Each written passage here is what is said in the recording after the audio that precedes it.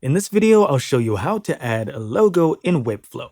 Alright, so here we are on the Webflow dashboard, and let's go into our site. So here on our site, what we want to do is import our image. So let's go to the image icon on the left-hand tab. Then we want to click on the small little upload button, and I'm just going to pick a random logo here. Alright, so there we have our logo. Now I'm going to go to add, and I'm just going to look for media and then image.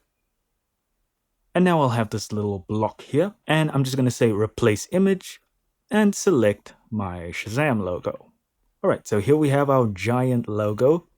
And if we need to make that smaller, we can just adjust it. We can just adjust it over here, or we can adjust it on the style tab on the right.